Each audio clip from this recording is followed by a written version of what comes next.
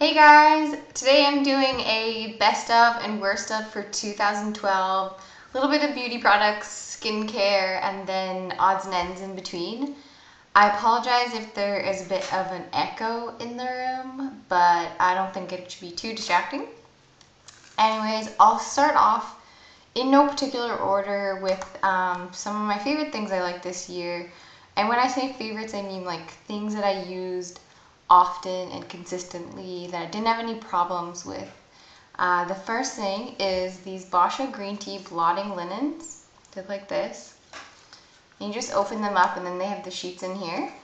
These are really great and I recommend these for people like myself who have bangs because sometimes, especially in the summer, or if you're just doing something where you start to like kind of sweat a lot, these are great to just blot off the excess oil on your forehead so your bangs don't get greasy.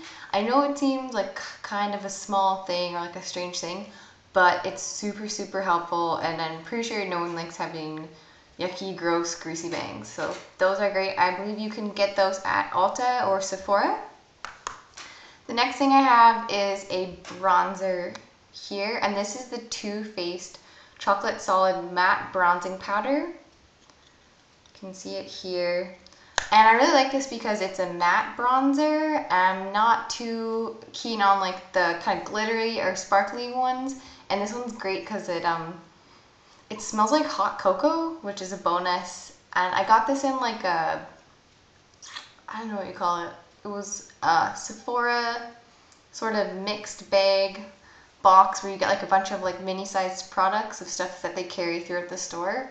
And this was definitely my favorite thing from the box. And what I like about this is it creates like a really subtle kind of definition on your jawline here without it being like too much. It's like a very sort of light to medium coverage, I guess. It's not super pigmented. I just got into wearing bronzer, so anyone that's starting to wear bronzer or doesn't really have a lot of technical skill with bronzer yet, this is like a really super easy product to put on, which is great. I think, I have a lip gloss because this is kind of it for makeup. I don't like wear too much makeup, so I don't have like a ton of favorites. But one thing I absolutely loved, like I couldn't get enough of it once I figured out how to use it, was the Tony Moly Water Jelly Tint in Pomegranate. It looks like this. And so I thought that this kind of lip tint was supposed to be like the American ones that are really dry, whereas this is like a jelly. And so I wasn't applying it properly, and in another one of my videos I said like I didn't like it, but I actually really love this. I'm wearing it like every day since, I don't know, for like a month. I've got it on right now. It's great because it's just like a subtle color. If you're not really big on like lipstick and stuff, tints are awesome. I'll just do like a quick swatch so you can see what the color looks like. It's quite dark, but you can see when it goes on your lips, it's not too crazy, which is great.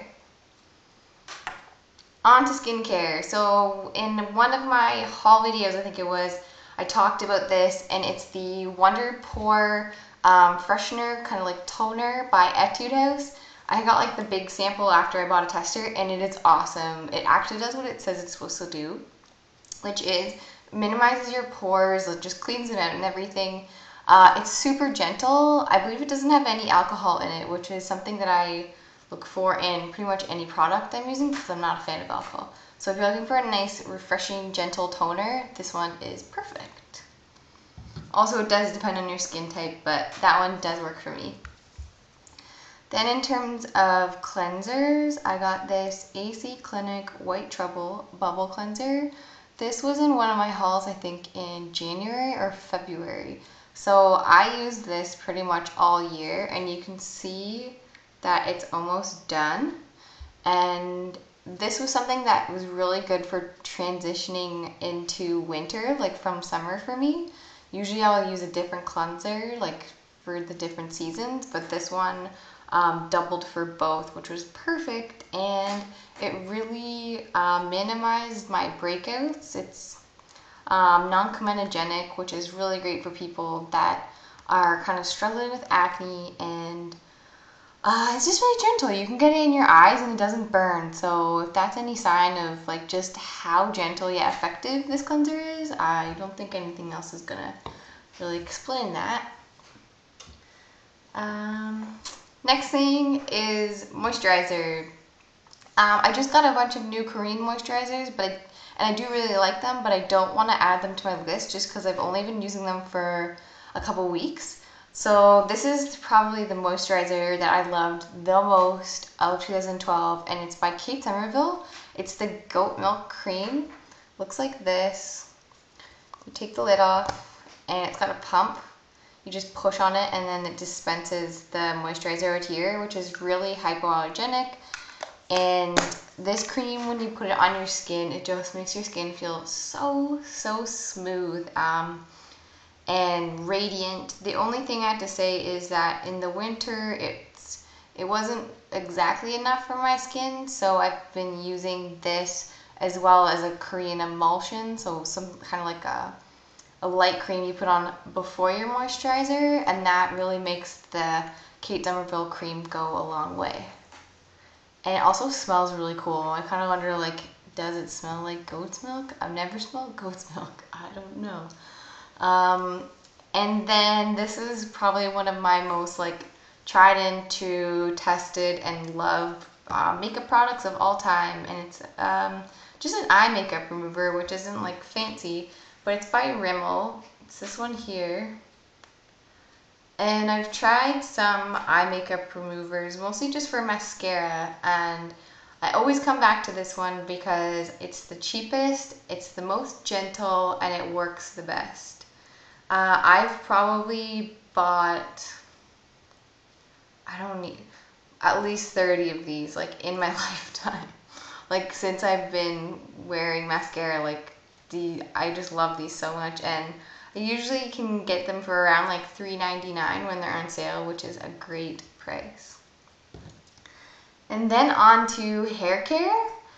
This is not something I ever thought I was gonna like really love, because it's not gross, but it's kind of weird. It's the Battiste Original Dry Shampoo. So this is a spray, and you use it in your hair to kind of like make it look non-greasy if it's getting a bit dirty looking. So I don't normally use this for my whole head because at that point I'd probably just be washing my hair. But what this is really great for is bangs, especially if you're like myself and you're always kind of like touching your bangs or like pushing them out of the way. The grease that's on your hands will eventually just like transfer onto your hair after repeated touching, and it makes them kind of stringy looking. Even if I like just wash my hair in the morning, by the night, just from freaking touching it, they look gross. So what I'll do, because I wash my hair every like 2 to 3 days, is I'll just spray some of this in my bangs. I'll just kind of like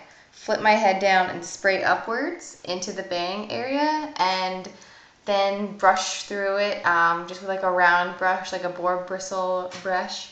And my bangs look pretty much normal. So this is perfect if you have bangs and you maybe tend to have not greasy hair, but I don't know. I don't want to say greasy. It sounds gross, but if you're just more prone to oil building up in your hair, or if you're like me, you touch your bangs a lot, that is a great product. The next thing is a shampoo, and again, this is something I've repurchased multiple times just because it works, which is great. And it's the Fortified Amino Scalp Therapy Fast Shampoo by Nesn. And this is supposed to be for people who want their hair to grow faster. I mean, I do want my hair to grow fast, but that's not why this is a great product. I like this shampoo because I don't get any buildup in my hair when I use this, and it really strips all the oil out, because after 3 days, if you haven't washed your hair, you kind of get a bit of, buildup and stuff. So this is really great for getting a nice, clean, sort of refreshing shower, or I don't know what I'm trying to say, hair wash. It's kind of like when you go to the salon and when you come home your hair just feels so soft. That's what this really does, and it's a bit expensive. I think it's like around $20 for a bottle, but honestly, a bottle for me showering every 2 to 3 days lasts about 8 months. So it's not a bad investment, especially if you're not buying other shampoos, because you know that this one works. And the last thing I have is a hair dye, and I discovered this kind of by accident. Where was I? Where did I even get the first one? Oh, I was at Pacific Mall in Markham, and I saw this Japanese hair dye, and I asked the girl at the store about it, and she said it was great, and she explained to me why, and so I thought I would try it. So it's by Doel, and it's a bubble hair color. It looks like this. Some of the packaging, depending on like which color you're getting, is different, but most of them kind of look like this. And I am the color Honey Brown. So I've used this about twice now, and you can't really tell, I don't think, with my camera, but my hair is like, yeah, it's not gonna pick up. It's quite light. And I actually had black hair, and it's been a really slow process to get back to like a lighter brown.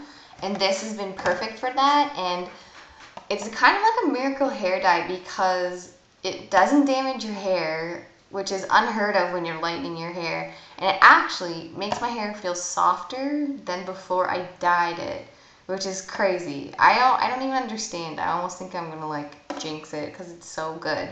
So if you're someone with medium brown to light brown hair and you want to go pretty light, this is a great brand. I'm not sure for like if you have really dark hair or almost black hair, it might turn out sort of like an orangey color, which maybe you don't want, but for anyone with medium brown to light brown, these Doel hair dyes are fantastic. And I honestly, I don't think I'm ever going to go to a salon again, and I don't think I'm ever going to use another like North American or even Japanese company because it was perfect and I love it.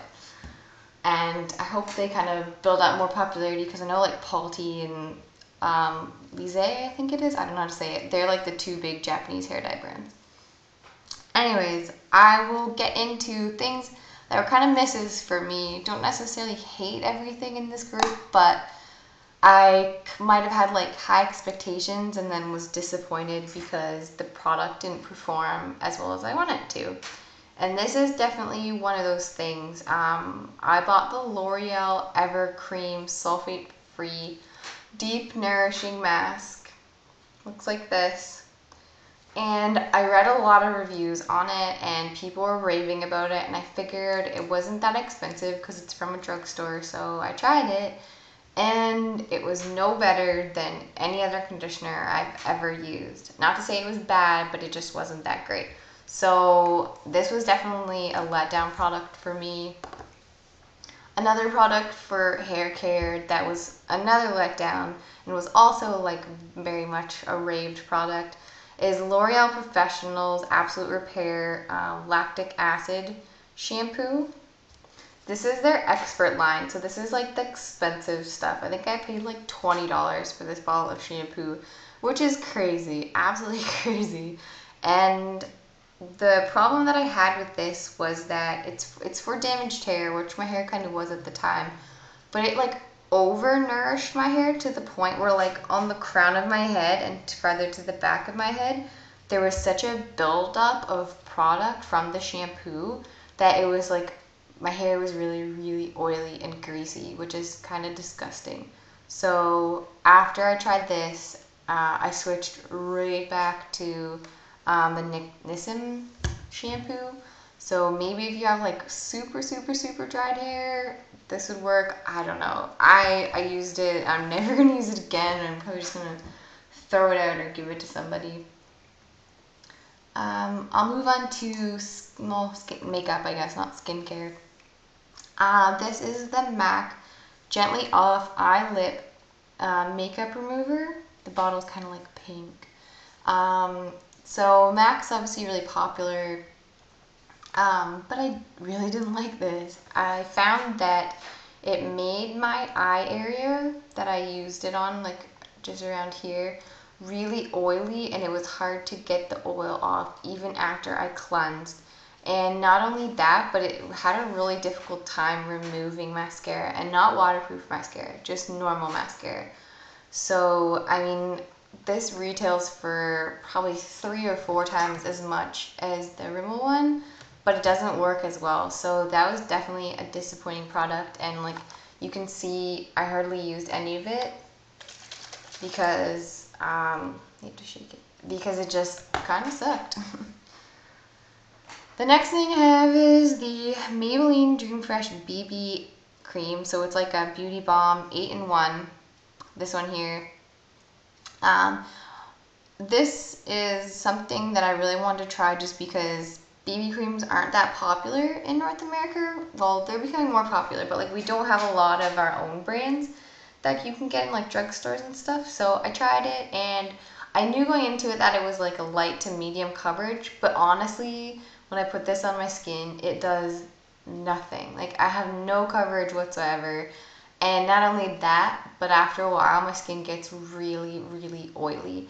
And there's just so many BB creams out there that I don't see why anyone would want to invest the time and money in something like this when there's lots of really good like oil controlling BB creams and full coverage, medium coverage, even light coverage ones. Like I have the Skin Food Good Afternoon BB cream. This is a light coverage, but it's still giving you a little bit of an effect there, whereas like this one is oily and it pretty much did nothing. It does have SPF 30 in it, but I would never want to wear this outside in the sun for very long because you're just gonna get like, your face is just gonna be an oil slick, which is really gross. And I think it's gonna be a couple years before North American companies really figure out the formulas for BB creams, because at this point they're just slacking off and making money off of sort of the, I don't know, the craze that's going on right now with BB creams. The next thing I have is this Annabelle Custom Quad Refillable Compact. So if you haven't seen these, you just like pick out the quads, or excuse me, like the little makeup palettes, I guess, yourself. I have these 4 colors here. And I got these for my parents' wedding, and the day when I went to go put the makeup on, I was shocked because these colors, these 3 here, have no pigment like whatsoever. I kept applying them and nothing happened. So basically, of all of the 4 colors, only this sort of like coppery brown one worked, whereas these 3 light ones hardly showed up on my skin. Like I can swatch one of them for you. This like the light beige one. So it looks like that on my finger. And the second I put it onto my hand, I mean, I know the lighting's not great, but it's gone. Like it's totally gone. And once you apply it onto your eyes, same thing. So that was a huge waste of money. And I'm never buying freaking Annabelle eyeshadows again. Also, I got this L'Oreal Paris Voluminous eyeliner, and it's in a pen format here, so you just kind of draw it on, sort of like a marker. But as you can see, it's hardly pigmented at all, and it really truly does look like I took a really watered down gray marker and put it on my eyes. It's kind of ridiculous. I've tried to use it so many times when I'm going out and thinking like, please work this time, and it just doesn't. It's got no pigment, it's watery, it's not a consistent line at all, and I found it very hard to actually get a thin line with it. It's always very thick. So I would not recommend that product at all to pretty much anybody. And then I got this mascara. It's the DJV Beautinizer Fiberwig XL. This is from Sephora. It's quite an expensive mascara. I'll show you the wand quickly.